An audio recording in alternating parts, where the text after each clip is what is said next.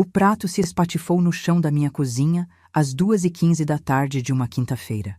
Eu sei o horário exato porque olhei para o relógio de parede.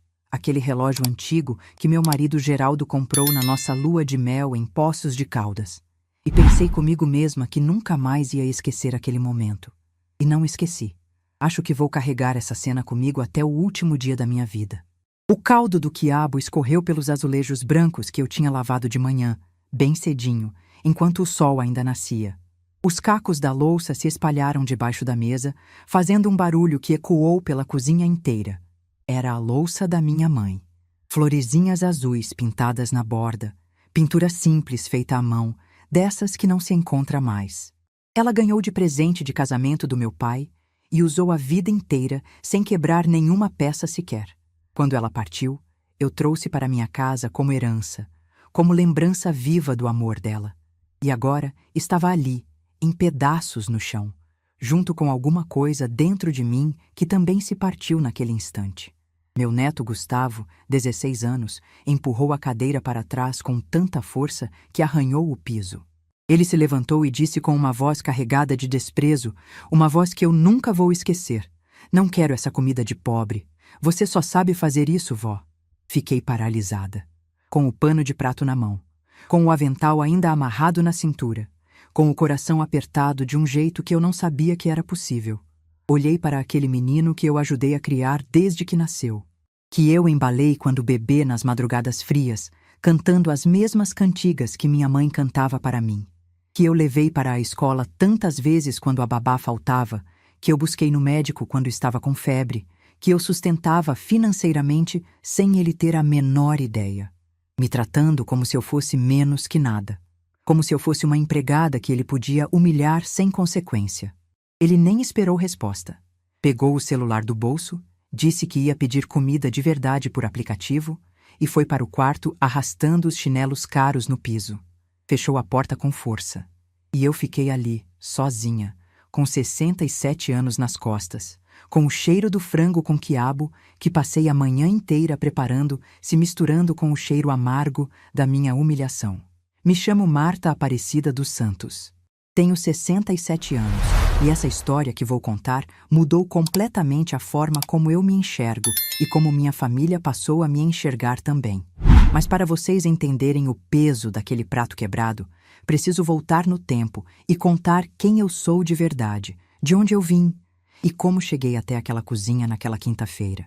Nasci em Uberaba, interior de Minas Gerais, numa casa de chão batido e telhado de telha-vã. Quando chovia forte, a gente colocava bacia no chão para aparar as goteiras e mesmo assim acordava com o colchão molhado. Meu pai, seu Joaquim, era pedreiro de mão cheia. Saía de casa às 5 da manhã, quando ainda estava escuro, e voltava quando o sol já tinha ido embora.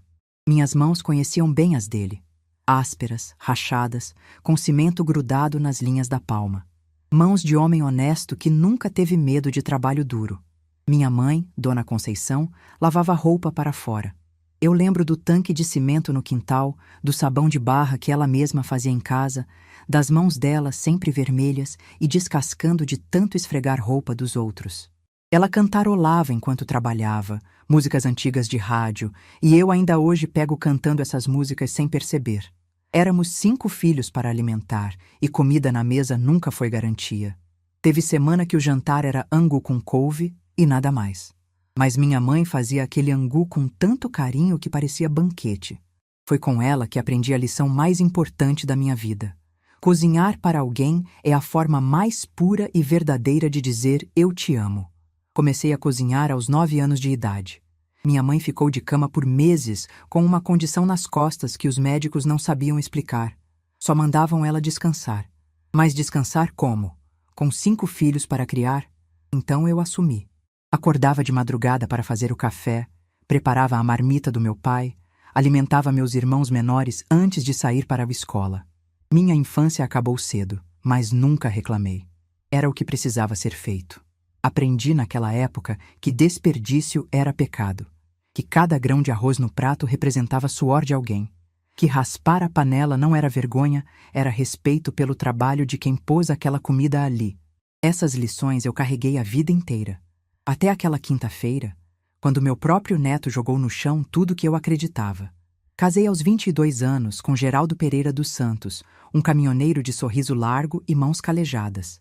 Conheci ele na feira da cidade, num sábado de manhã ensolarado. Eu estava comprando quiabo para minha mãe, e ele estava vendendo queijo que trazia do interior. Nossos olhos se cruzaram por cima das bancas, e ele sorriu para mim. Um sorriso tão bonito que eu derrubei o quiabo todo no chão de vergonha. Ele veio me ajudar a catar. E enquanto catávamos quiabo no meio da feira, conversamos pela primeira vez. Descobri que ele tinha perdido o pai cedo, assim como eu perderia o meu anos depois, que trabalhava desde os 14 anos, que sonhava em ter casa própria, família, vida tranquila, sonhos simples, os mesmos que os meus. Namoramos 2 anos. Casamos numa cerimônia pequena na igreja do bairro, com bolo feito pela minha mãe e vestido emprestado da prima. Não tínhamos dinheiro para a lua de mel, mas Geraldo conseguiu carona até Poços de Caldas. Ficamos 3 dias numa pensão simples, passeando de mãos dadas, tomando água na fonte. Foi a semana mais feliz da minha vida. Geraldo passava semanas na estrada, atravessando o Brasil de ponta a ponta. Eu ficava esperando, rezando para ele voltar em segurança. Nosso filho Renato nasceu 2 anos depois do casamento. Criei ele praticamente sozinha. Era eu que acordava de madrugada quando tinha pesadelo.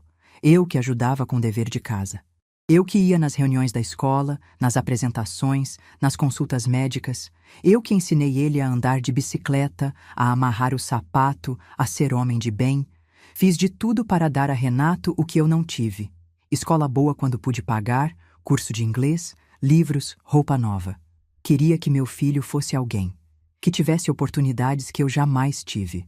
Renato se formou em engenharia civil aos 24 anos. Eu estava na primeira fila da formatura, com vestido azul que economizei meses para comprar. Quando chamaram o nome dele, quando subiu naquele palco, eu chorei tanto que molhei o vestido inteiro. Meu menino tinha conseguido. O filho da lavadeira e do pedreiro era engenheiro. 2 anos depois, conheceu Vanessa. Arquiteta, família de classe média alta. Gente que nunca precisou contar moeda para comprar pão. Quando me apresentou ela, senti um frio na barriga. Vanessa era bonita, elegante, falava diferente. Olhou para minha casa simples, para meus móveis velhos, e eu vi algo nos olhos dela. Não era maldade, era pior, era indiferença. Como se eu fosse parte da decoração. Mas Renato estava apaixonado, e eu engoli meus sentimentos. O casamento foi num buffet elegante, com decoração de flores e banda ao vivo. Os pais de Vanessa organizaram tudo. Me colocaram numa mesa no canto, longe da mesa principal.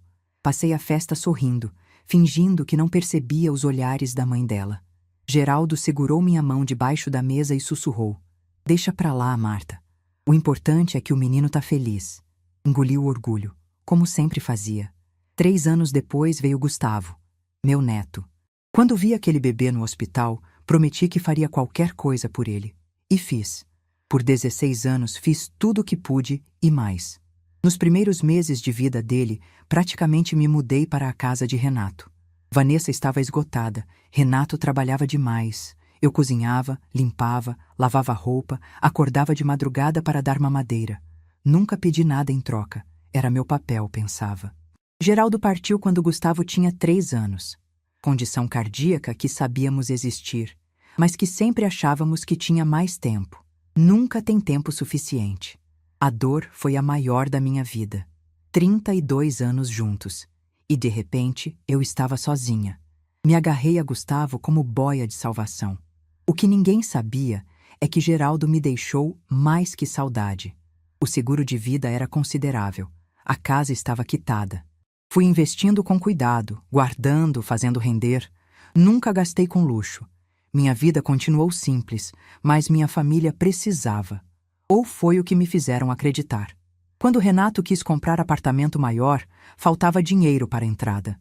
Veio até minha casa e disse: "Mãe, a senhora podia emprestar 40 mil?" Dei. No dia seguinte, transferi. Nunca devolveu. 2 anos depois, a loja de Vanessa quase quebrou. Renato me ligou às 11 da noite precisando de 80 mil. Transferi no dia seguinte. Vanessa mandou mensagem de 3 linhas. Nunca mais tocou no assunto. Quando Gustavo entrou na escola particular cara, me ofereci para pagar mensalidade. Pago até hoje.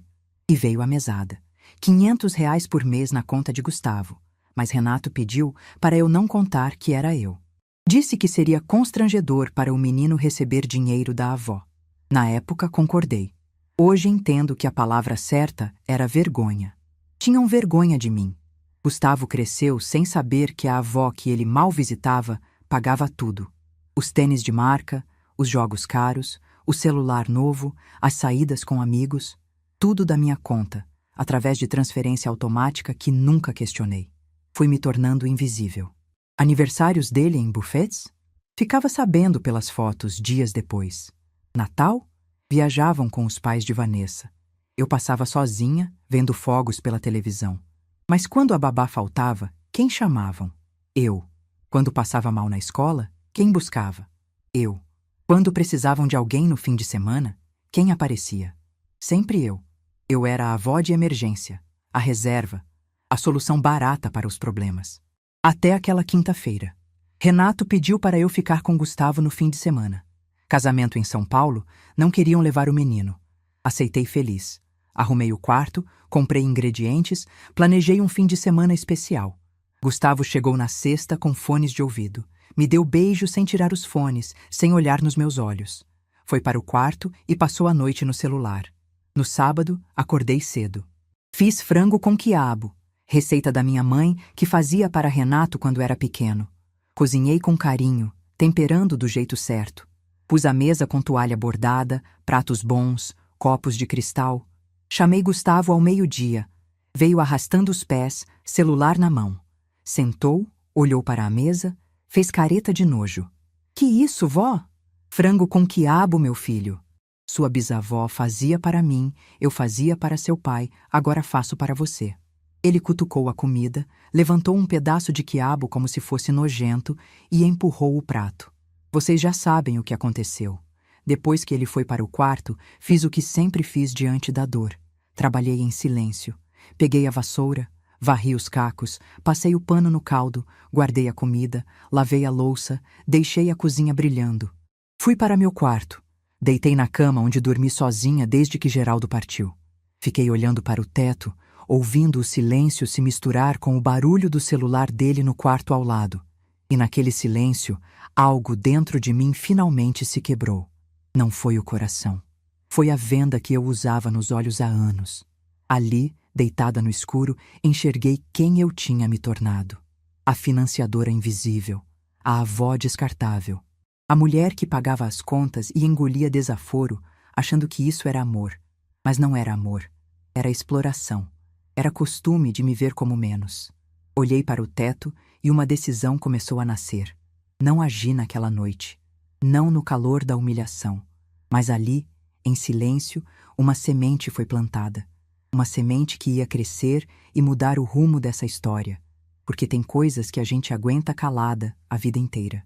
E tem coisas que acordam uma força que a gente nem sabia que existia. Aquele prato quebrado foi o fim de uma Marta. E o começo de outra. O domingo amanheceu cinzento. Daqueles dias em que o céu parece carregar o mesmo peso que a gente sente no peito. Acordei antes das 6, como faço há décadas, mas dessa vez não foi o hábito que me tirou da cama. Foi a insônia. Passei a noite inteira de olhos abertos, repassando cada palavra, cada gesto, cada pedaço de louça quebrada no chão da minha cozinha. Gustavo ainda dormia. Eu podia ouvir o silêncio vindo do quarto dele, aquele silêncio de adolescente que fica acordado até tarde no celular e depois dorme até o meio-dia. Fui para a cozinha e preparei café. O cheiro subiu pelo ar e, por um momento, me levou de volta a outras manhãs.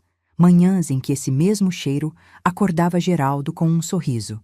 Manhãs em que Renato pequeno vinha correndo me abraçar antes de ir para a escola.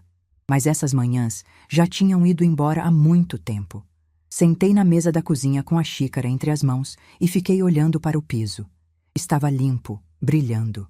Ninguém diria que ali, menos de 24 horas antes, tinha acontecido o que aconteceu.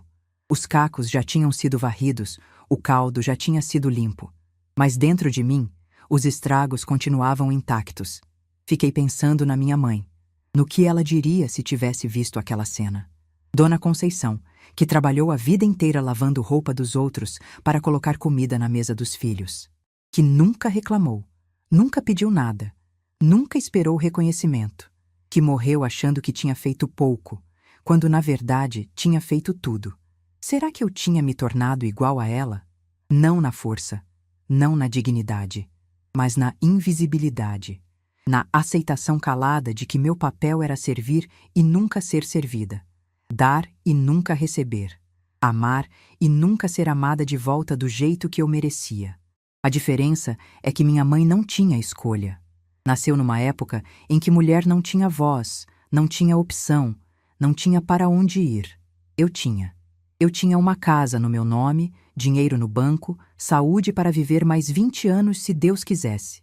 E mesmo assim, estava ali, com 67 anos, sendo tratada como capacho pelo meu próprio neto. Gustavo acordou perto das 11. Veio para a cozinha com cara de sono, abriu a geladeira, pegou um iogurte e sentou na frente da televisão, sem me dar bom dia.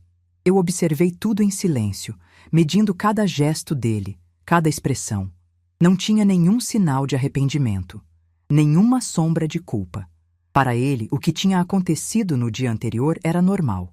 Era como as coisas funcionavam.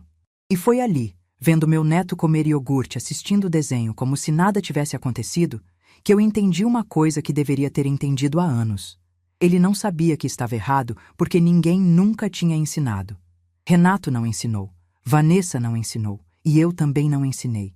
A culpa não era só dele, era de todos nós. Era minha também, por ter aceitado calada durante tanto tempo. No fim da tarde, Renato chegou para buscar Gustavo. Buzinou do carro, nem desceu para me cumprimentar. Gustavo pegou a mala, me deu um beijo rápido no rosto e saiu correndo. Nenhum obrigado, nenhum tchau vó, nenhum aceno pela janela do carro.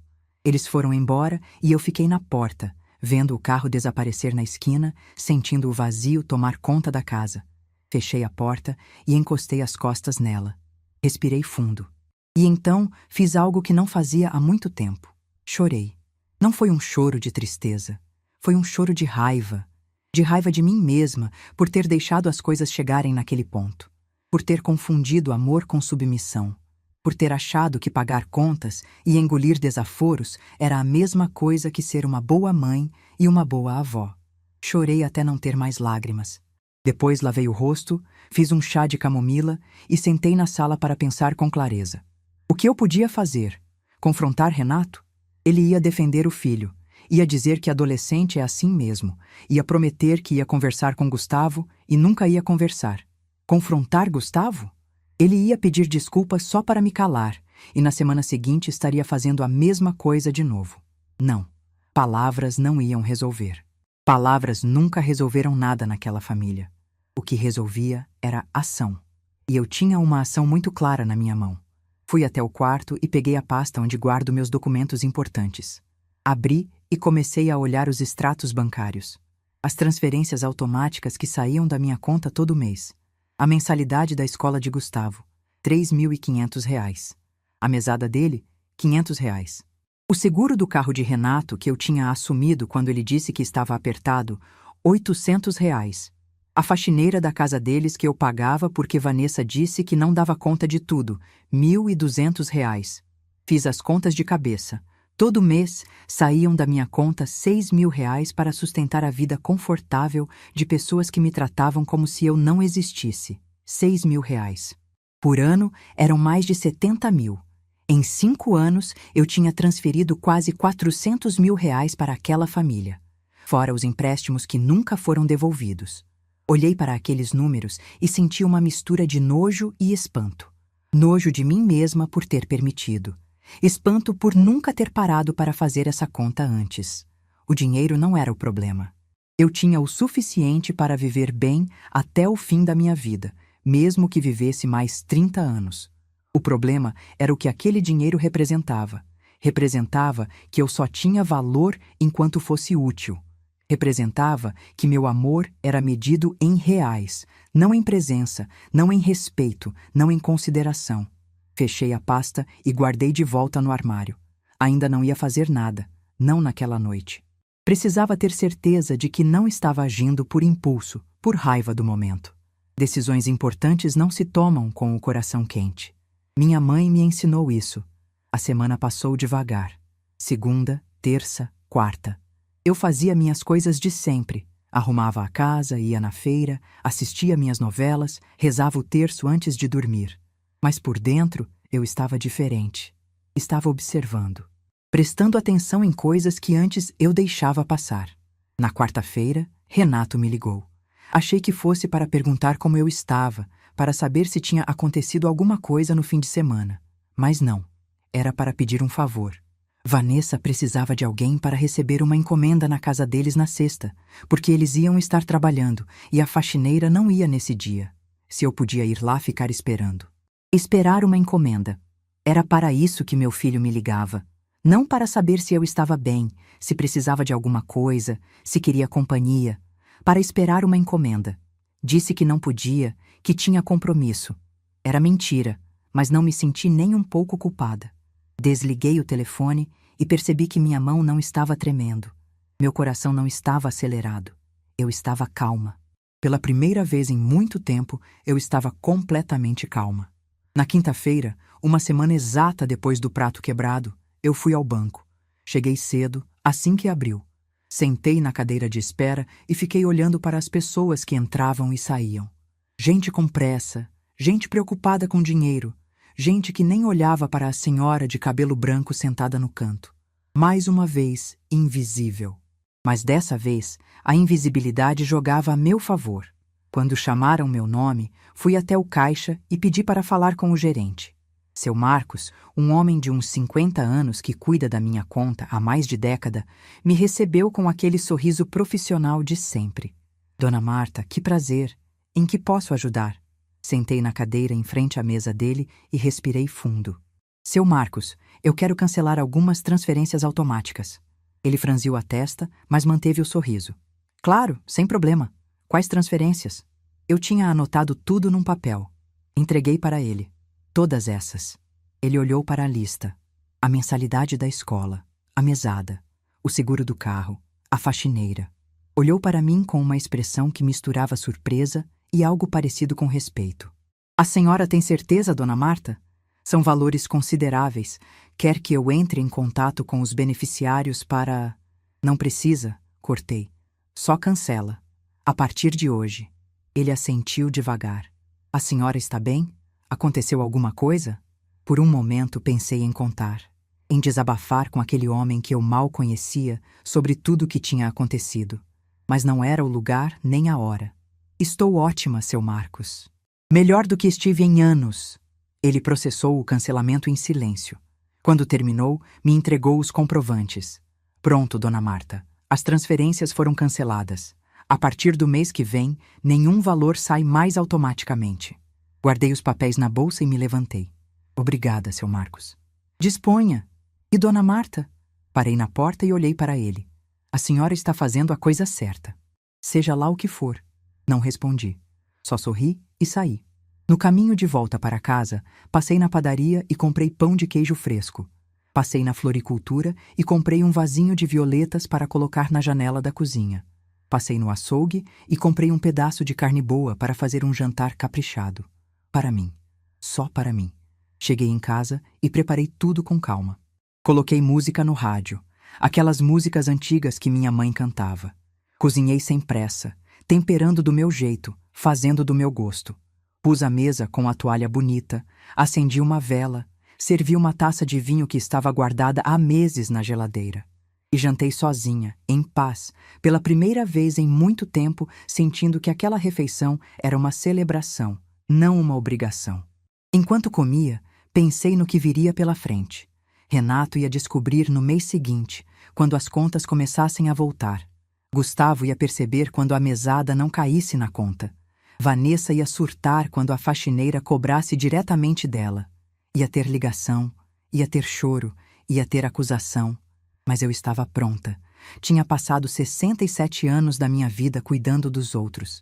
Criando filho, ajudando o neto, pagando conta, engolindo desaforo. 67 anos achando que amor era isso. Se anular para o outro existir. Mas amor não era isso. Amor era via de mão dupla. Amor era respeito. Amor era olhar nos olhos e dizer obrigado. Era perguntar como foi seu dia. Era lembrar que a pessoa existe mesmo quando não se precisa dela para nada. E se a minha família não sabia amar assim, então eu ia ensinar. Da única forma que eles entendiam. Terminei o jantar, lavei a louça, guardei as sobras. Fui para a sala, peguei meu caderninho de anotações e escrevi uma lista de coisas que eu queria fazer nos próximos meses. Viajar para a Aparecida, que eu nunca tinha ido. Fazer um curso de pintura que sempre tive vontade. Visitar minha irmã em Belo Horizonte. Comprar uma televisão nova para o quarto. Coisas para mim. Só para mim. Olhei para aquela lista e sorri. Não era um sorriso de vitória nem de vingança. Era um sorriso de libertação. De quem finalmente tinha entendido que não precisava da aprovação de ninguém para ser feliz. Que não precisava pagar para ser amada. Que não precisava se diminuir para caber na vida dos outros. Fechei o caderno e fui dormir. Antes de apagar a luz, olhei para a foto de Geraldo que ficava na minha mesinha de cabeceira. Ele estava sorrindo como sempre. Aquele sorriso que me conquistou na feira tantos anos atrás.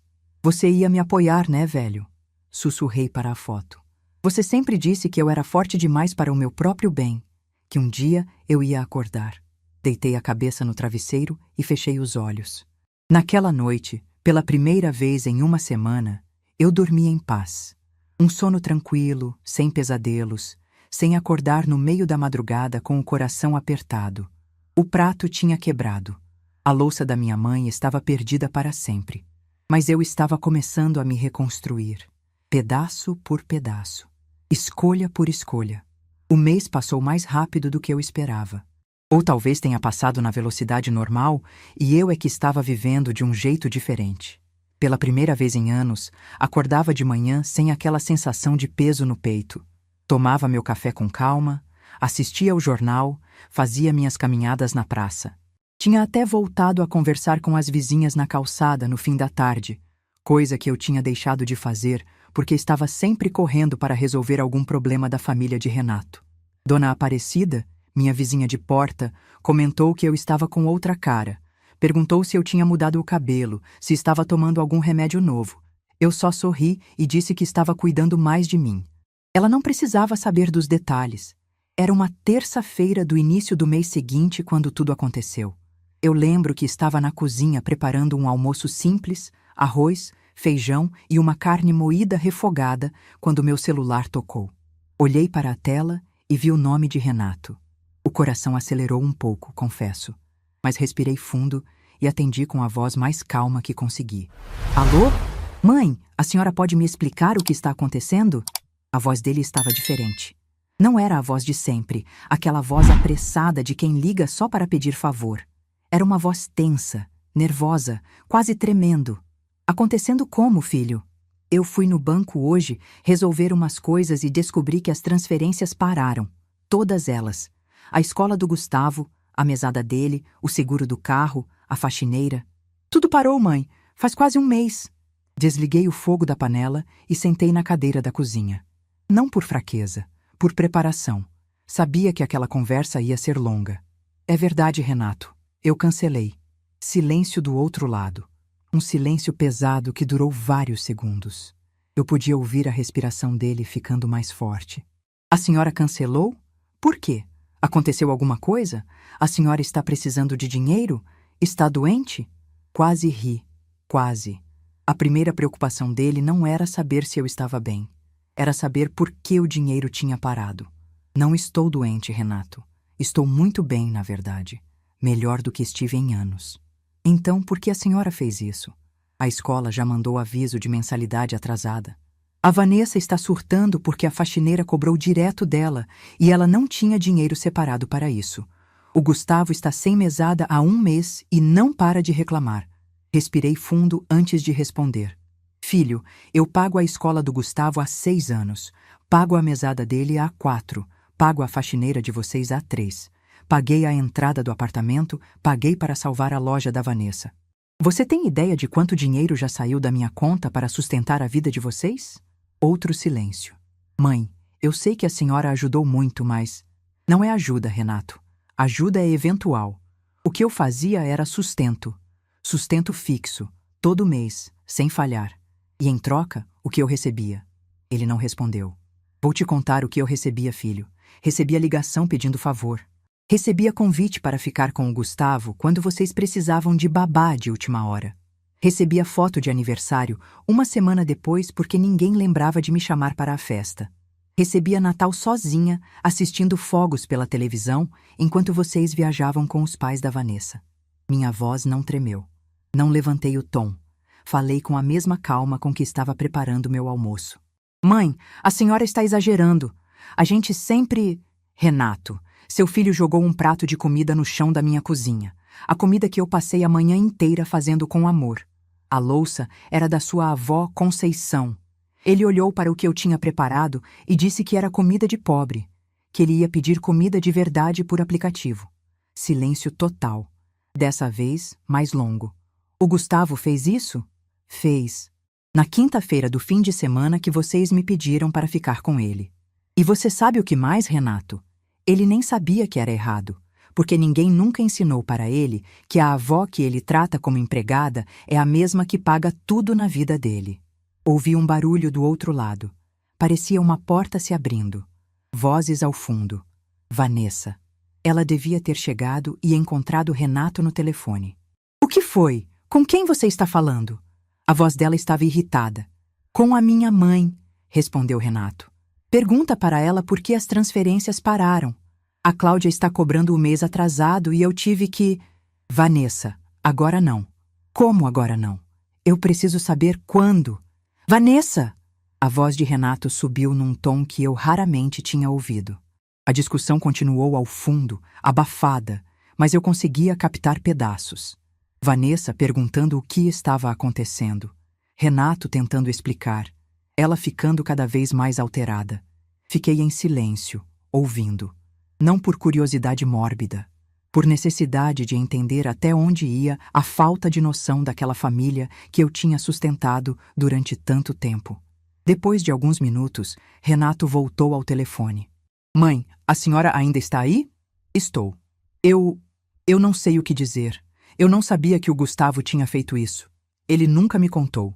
Claro que não contou, Renato. Por que ele contaria? Para ele não aconteceu nada demais.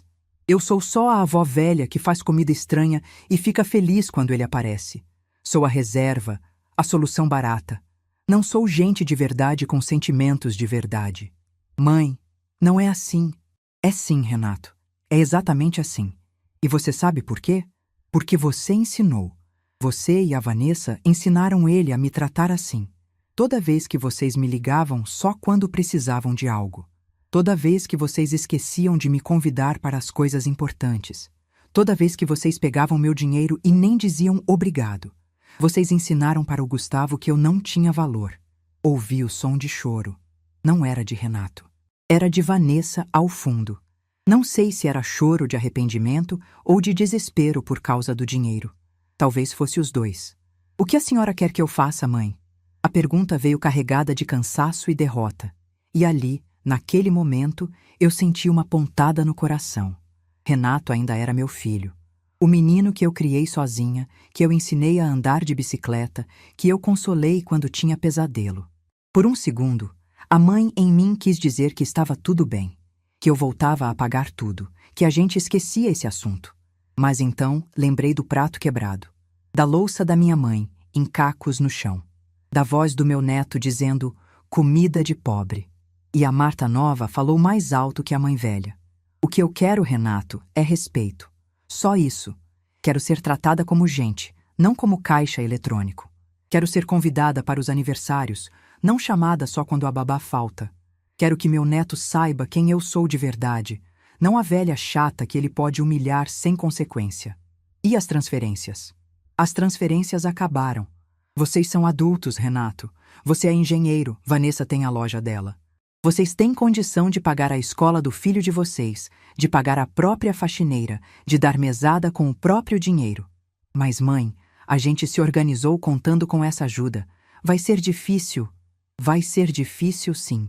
Assim como foi difícil para mim criar você sozinha enquanto seu pai viajava. Assim como foi difícil para minha mãe criar 5 filhos lavando roupa para fora. Dificuldade não é motivo para desrespeitar quem te ajuda. Renato ficou em silêncio por um longo tempo. Eu podia ouvir a respiração dele, pesada, cansada. A senhora está certa, mãe. Eu não sei como a gente chegou nesse ponto.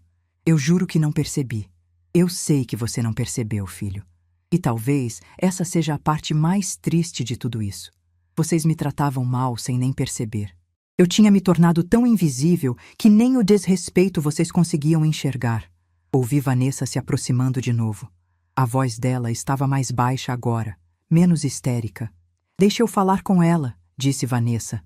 Vanessa, agora não é hora. Deixa, Renato. Ouvi o celular trocar de mão. Dona Marta, é a Vanessa. Respirei fundo. A relação com Vanessa nunca tinha sido fácil. Ela sempre me olhou de cima para baixo, desde o primeiro dia. Mas eu ia ouvir o que ela tinha para dizer. Oi, Vanessa? Dona Marta, eu sei que a gente nunca foi muito próxima. E eu sei que talvez que eu não tenha tratado a senhora da forma certa. Mas a senhora precisa entender que a gente não fez por mal. A gente só se acostumou. Se acostumou. Era essa a explicação dela. Tinham se acostumado a me usar. Vanessa, vocês se acostumaram a ter uma pessoa pagando as contas de vocês e cuidando do filho de vocês de graça. Se acostumaram a não dizer obrigado, a não me incluir nas coisas, a me tratar como peça de reposição. E quando a gente se acostuma com o errado vira normal. Mas não é normal. Nunca foi. Silêncio do outro lado. Depois, a voz dela voltou, mais baixa. O que a senhora quer que a gente faça? Eu já disse para o Renato. Quero respeito. Quero ser tratada como parte da família, não como funcionária sem salário. E quero que o Gustavo entenda o que fez. Não quero que vocês obriguem ele a pedir desculpas. Quero que ele entenda de verdade por que foi errado. Ele vai entender. Eu vou conversar com ele hoje mesmo. Vanessa, não adianta vocês conversarem. Ele precisa sentir. Precisa passar pelo que eu passei a vida inteira.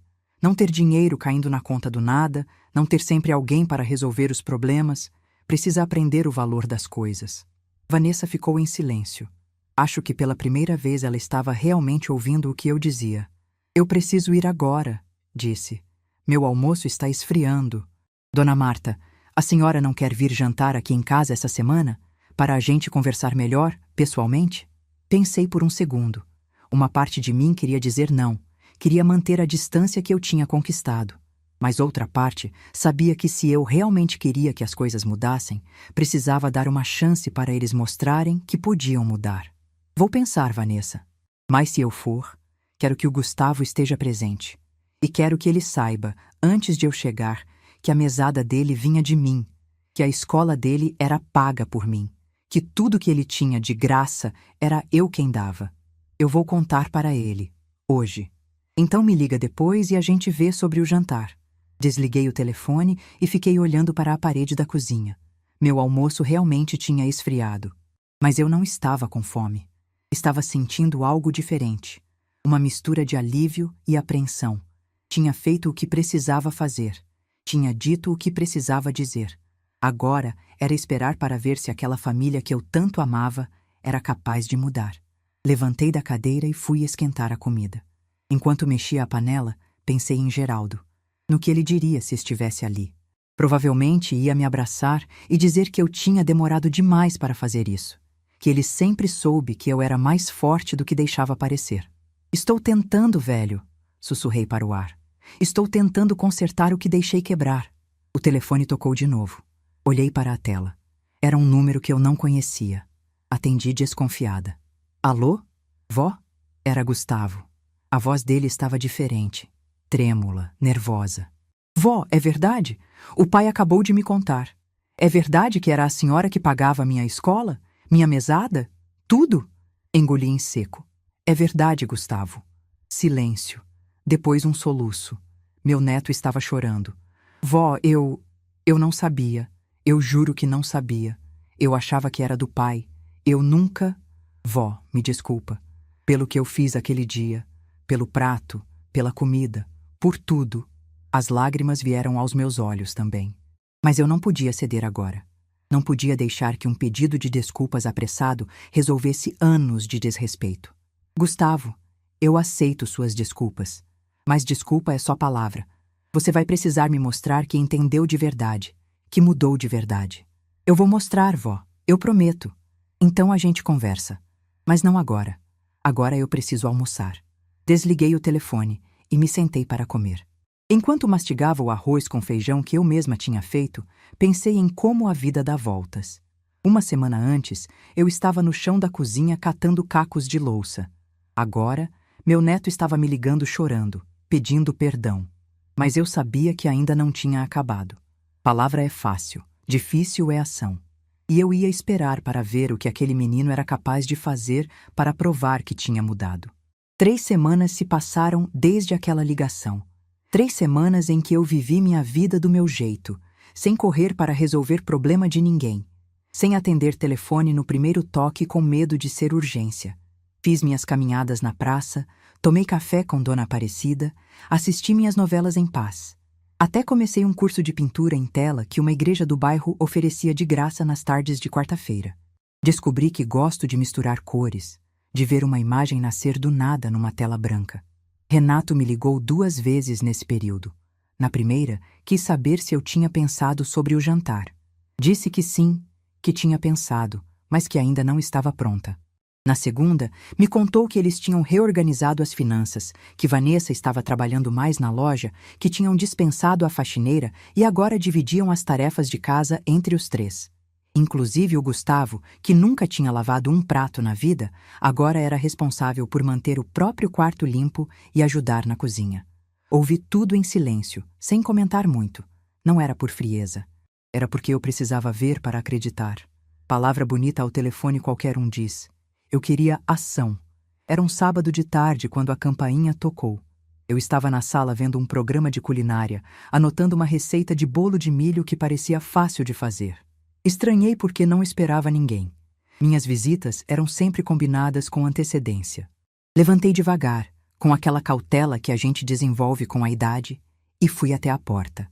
Olhei pelo olho mágico e meu coração deu um salto.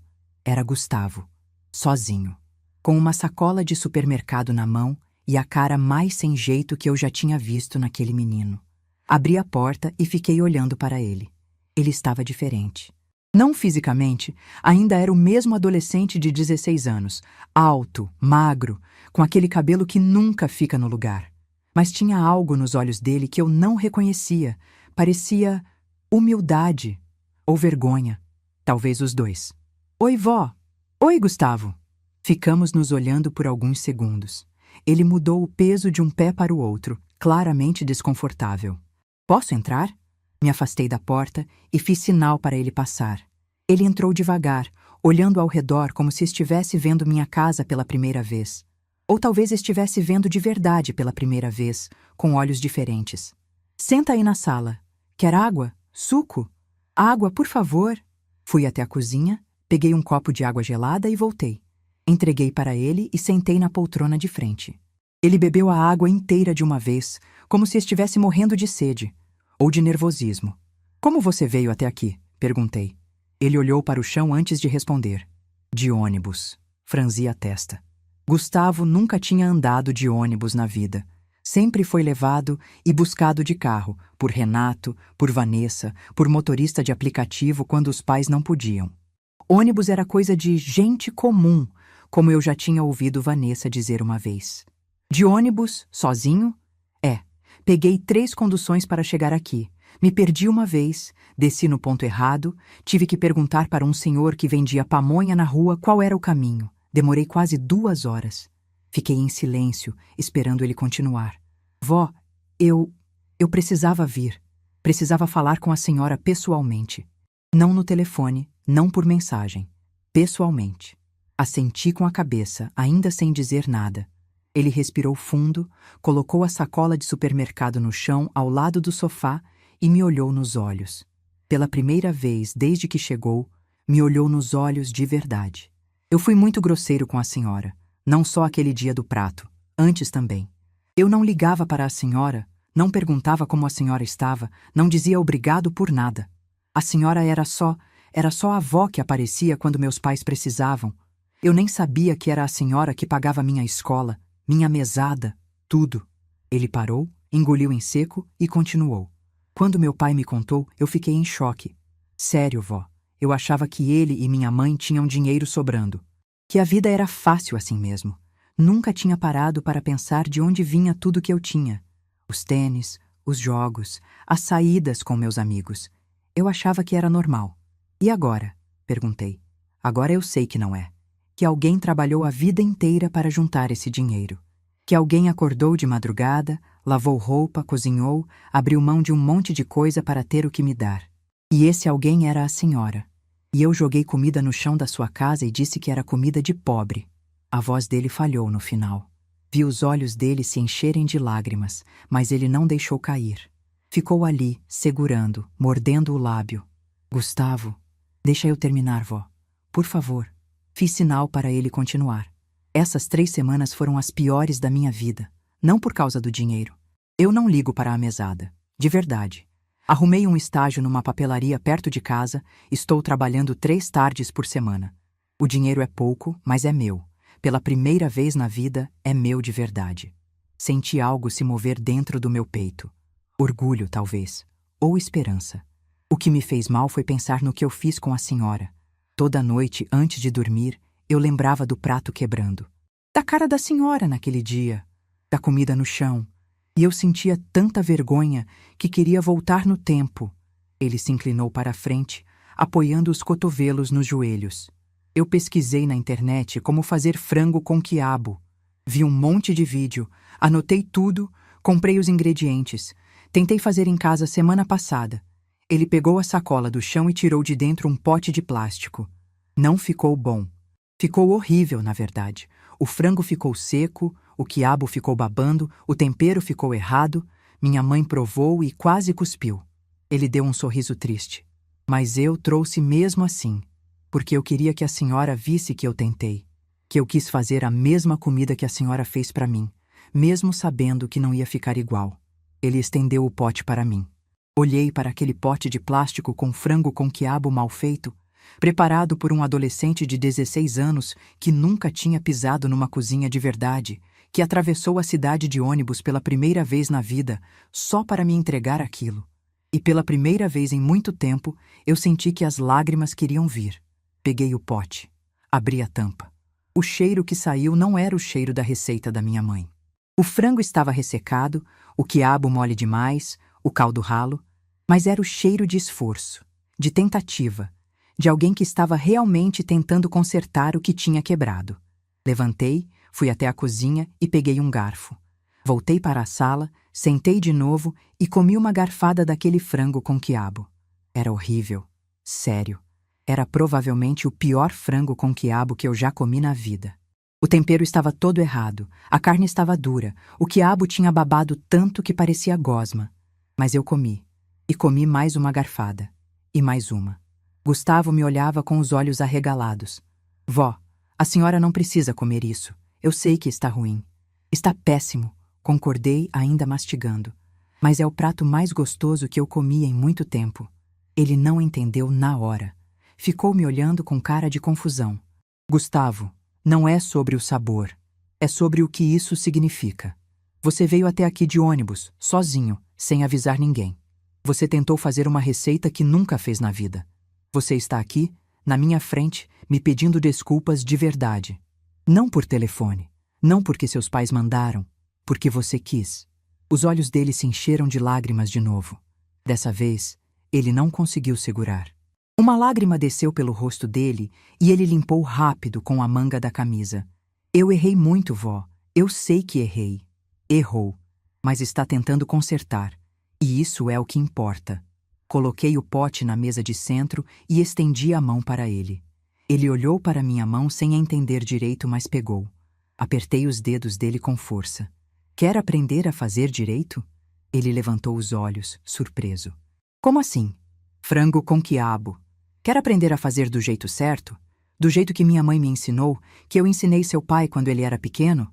Um sorriso começou a nascer no rosto dele. Um sorriso tímido, envergonhado, mas genuíno. Quero muito, vó. Levantei da poltrona e fiz sinal para ele me seguir. Então vem. Primeira lição.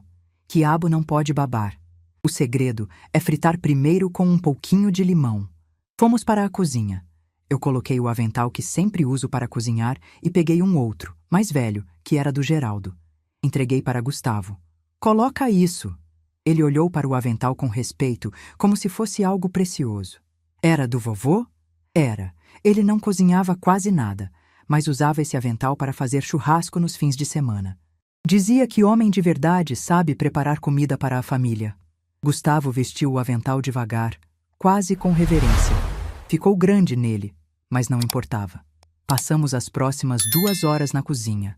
Eu ensinando, ele aprendendo. Mostrei como escolher o quiabo, como cortar, como fritar para não babar. Ensinei o tempero certo para o frango, a quantidade de alho, de cebola, de cheiro verde. Expliquei que o segredo do caldo é deixar cozinhar devagar, sem pressa, porque pressa na cozinha estraga qualquer receita. Gustavo ouvia tudo com atenção que eu nunca tinha visto nele. Perguntava, repetia, anotava no celular para não esquecer. Em algum momento, sem perceber, começamos a conversar sobre outras coisas.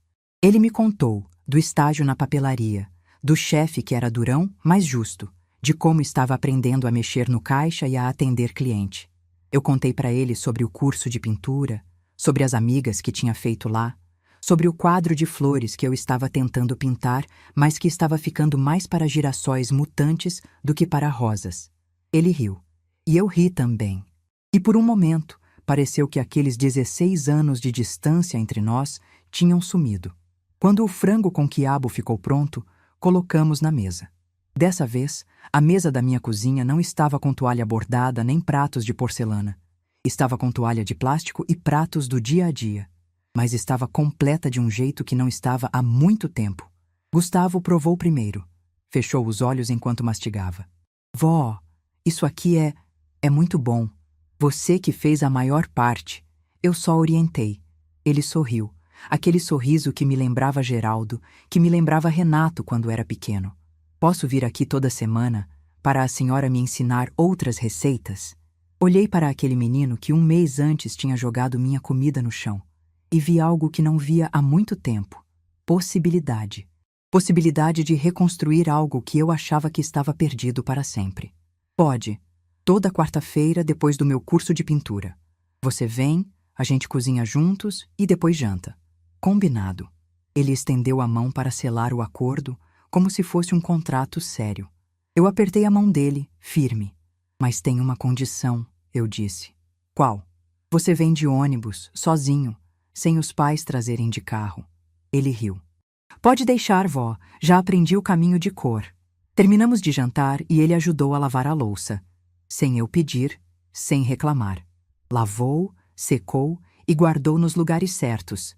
Quando terminou, me deu um abraço apertado, desses de verdade, que eu não recebia dele desde que era criança pequena.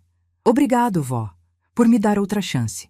Todo mundo merece outra chance, Gustavo, desde que faça por merecer. Ele saiu quando já estava escurecendo. Fiquei na porta vendo ele caminhar até o ponto de ônibus, atravessar a rua, esperar o transporte chegar. Acenou para mim antes de subir. Acenei de volta. Fechei a porta e encostei as costas nela, como tinha feito no dia do prato quebrado. Mas dessa vez, eu não estava chorando de raiva. Estava sorrindo. Olhei para a cozinha, para a louça limpa, para a mesa onde tínhamos jantado juntos. Às vezes, para uma coisa se reconstruir, ela precisa quebrar primeiro. E talvez, só talvez, aquele prato quebrado tivesse sido o melhor presente que meu neto poderia ter me dado. 6 meses. Parece pouco tempo quando a gente fala assim. 6 meses. Mas quando cada dia traz uma pequena mudança, quando cada semana marca uma conquista diferente, 6 meses se transformam numa vida inteira. E foi exatamente isso que aconteceu comigo. Hoje é sábado, fim de tarde, e eu estou sentada na varanda do meu apartamento em Belo Horizonte, olhando o sol se pôr atrás dos prédios. Sim, Belo Horizonte. Estou na casa da minha irmã Alzira, aquela que eu mencionei lá no começo dessa história, quando fiz a lista de coisas que queria fazer para mim mesma. Pois bem, fiz. Vim passar 2 semanas com ela, matar a saudade, colocar a conversa em dia. Alzira é 3 anos mais velha que eu, tem 70 anos e a mesma teimosia que herdamos da nossa mãe.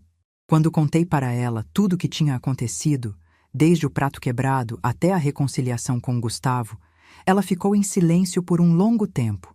Depois disse, com aquele jeito direto dela: Marta, você demorou demais, mas antes tarde do que nunca. Ela tinha razão. Eu tinha demorado demais. Décadas aceitando migalhas, décadas me diminuindo para caber na vida dos outros. Mas como ela mesma disse, antes tarde do que nunca. As quartas-feiras com Gustavo viraram tradição. Todo final de tarde, ele aparece na minha casa de ônibus, sozinho, com o caderninho onde anota as receitas que vou ensinando. Já aprendeu arroz, feijão tropeiro, frango com quiabo do jeito certo, carne de panela, tutu de feijão. Na semana passada, ele fez um pão de queijo que ficou quase tão bom quanto o da padaria. Quase. Mas o mais importante não são as receitas. É a conversa que a gente tem enquanto cozinha. Gustavo me conta sobre o estágio na papelaria, sobre a escola, sobre os amigos.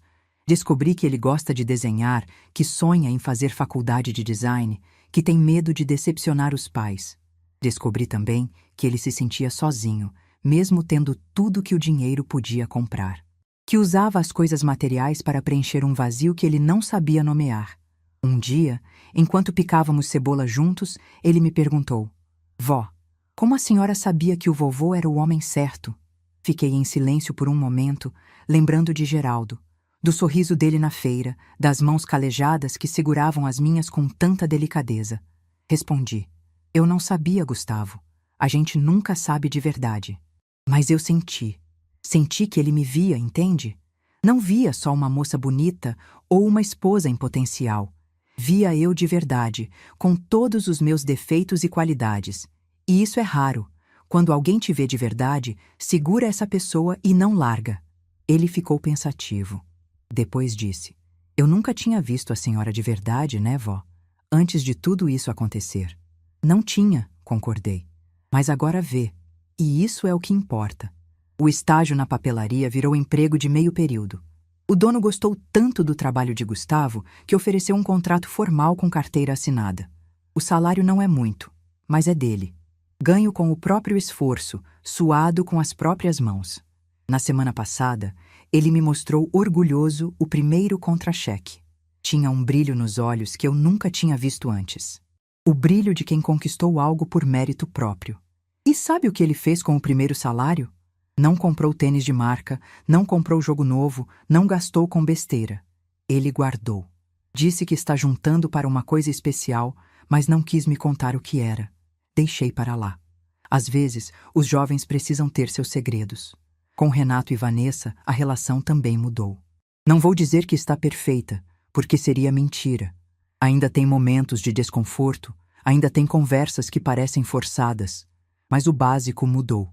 Eles me ligam para saber como estou, não só para pedir favor. Me convidam para os eventos, não só quando precisam de babá. Me tratam como parte da família, não como funcionária invisível. Vanessa, em particular, me surpreendeu. Um mês depois de tudo acontecer, ela apareceu na minha casa sozinha, sem avisar. Trouxe um bolo que ela mesma tinha feito, meio torto, com cobertura irregular. Sentou na minha cozinha e pediu desculpas. Não desculpas genéricas, dessas que a gente diz só para encerrar assunto. Desculpas específicas. Pediu desculpas por ter me colocado na mesa do canto no casamento, por nunca ter me convidado para as viagens de Natal, por ter deixado que a mãe dela me tratasse com superioridade sem nunca interferir, por ter achado durante anos que eu era apenas a sogra inconveniente que vinha junto com o pacote de casar com Renato. Eu escutei tudo em silêncio. Quando ela terminou, perguntei: E agora, Vanessa? O que muda? Ela me olhou nos olhos e disse: Agora a senhora é a matriarca da família, e eu vou fazer questão de que todo mundo trate a senhora como tal, inclusive meus pais. Não sei se ela vai conseguir cumprir essa promessa, mas o fato de ter feito já significou muito. O jantar aconteceu no mês passado. Aquele jantar que Vanessa tinha proposto lá no começo, quando a bomba estourou. Fui até a casa deles num domingo à noite, arrumada, com um vestido novo que comprei especialmente para a ocasião. Azul marinho, parecido com aquele que usei na formatura de Renato tantos anos atrás. Quando cheguei, A mesa estava posta de um jeito que eu nunca tinha visto naquela casa. Toalha de linho branco, pratos de porcelana, taças de cristal, flores no centro, velas acesas. E na cabeceira, uma cadeira especial, para mim. Gustavo veio me receber na porta. Estava de camisa social, cabelo penteado, um sorriso nervoso no rosto. Vó, antes da senhora entrar, eu preciso dar uma coisa. Ele tirou de trás das costas uma caixa embrulhada em papel de presente. Não era uma caixa grande, mas também não era pequena. Peguei com cuidado, sem entender direito o que estava acontecendo. Abre, vó. Abri o papel devagar, com aquele cuidado que a gente da minha geração tem com embrulhos bonitos. Dentro tinha uma caixa de papelão. Abri a caixa. E quando vi o que tinha dentro, meus olhos se encheram de lágrimas. Era um jogo de louça. Pratos, xícaras, pires, porcelana branca com florezinhas azuis pintadas na borda. Quase idêntica à louça da minha mãe. Aquela que ele tinha quebrado 6 meses antes. Eu procurei na internet durante semanas, disse Gustavo, a voz embargada.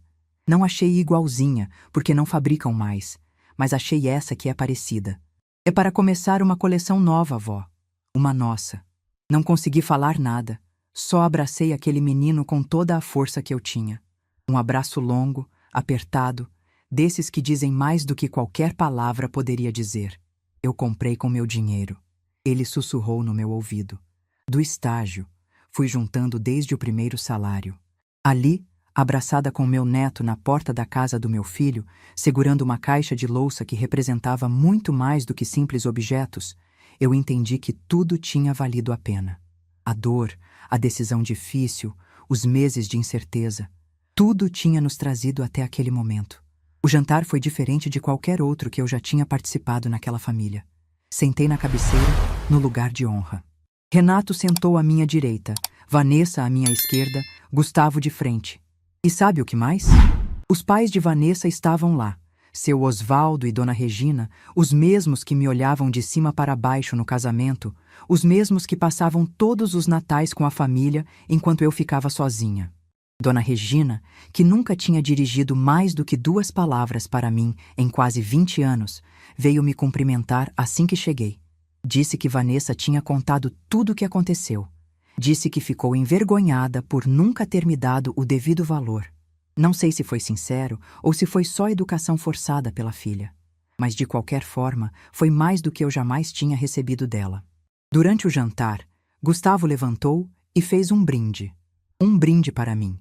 Com a voz tremendo, ele disse: "A minha avó Marta, a mulher mais forte que eu conheço, que me ensinou que amor de verdade não se compra, se conquista. Que comida feita com carinho vale mais que qualquer comida por aplicativo. E que nunca é tarde para pedir perdão e mudar." Todo mundo levantou as taças. Renato estava com os olhos vermelhos. Vanessa chorava abertamente. Até seu Osvaldo, aquele homem sério que eu sempre achei que não tinha sentimentos, estava emocionado. E eu sorri. Sorri de verdade, daquele jeito que ilumina o rosto inteiro.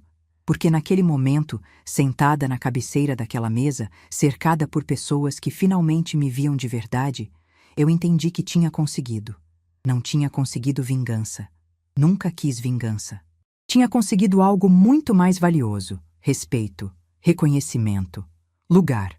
Quando voltei para casa naquela noite, coloquei a louça nova no armário da cozinha. Fiquei um tempo parada ali, olhando para aquelas florezinhas azuis que me lembravam tanto a louça da minha mãe. Pensei nela, em Dona Conceição, lavando roupa no tanque, cantando músicas antigas, me ensinando que cozinhar para alguém era a forma mais pura de dizer "eu te amo". A senhora ia gostar dele, mãe, sussurrei para o ar. Do bisneto da senhora. Ele é teimoso igual nós, mas tem bom coração. Fui até a sala e peguei a foto de Geraldo na mesinha. Olhei para o sorriso dele, para os olhos que me conquistaram na feira tantos anos atrás. Consegui, velho. Demorou, mas consegui. A família que a gente construiu está de pé. Diferente, mas de pé. Coloquei a foto de volta e fui para a varanda. A noite estava bonita, cheia de estrelas.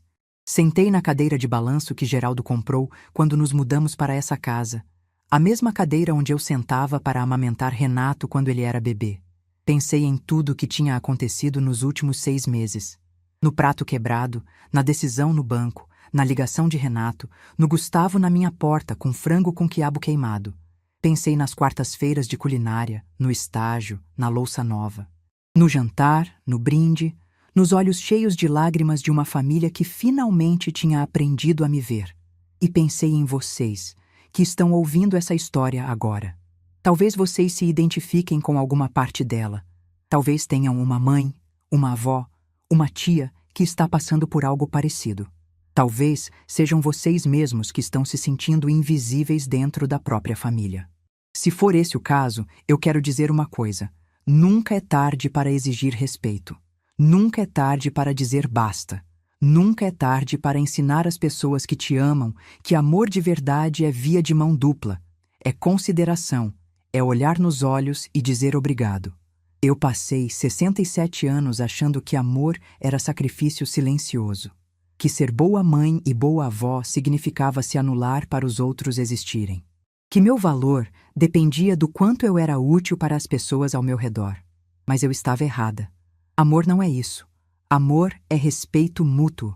É querer o bem do outro sem se destruir no processo. É estar presente, não por obrigação, mas por escolha. É ser vista, reconhecida, valorizada pelo que você é, não pelo que você pode dar. A comida de pobre que meu neto desprezou naquela quinta-feira era a mesma comida que sustentou gerações da minha família. Era amor em forma de tempero, carinho em forma de caldo, história em forma de receita passada de mãe para filha. E hoje, essa receita continua viva, nas mãos de um menino de 16 anos que aprendeu, da forma mais difícil, que algumas coisas não têm preço. Meu nome é Marta Aparecida dos Santos. Tenho 67 anos, e essa história que contei para vocês mudou minha vida para sempre. Não porque eu venci, não porque eu me vinguei, mas porque eu me libertei. E essa liberdade, posso dizer com certeza, vale mais do que qualquer prato de porcelana. Se essa história tocou seu coração, deixe seu like, se inscreva no canal e comente aqui embaixo. No meu lugar, o que você faria? Sua mensagem pode iluminar o dia de alguém.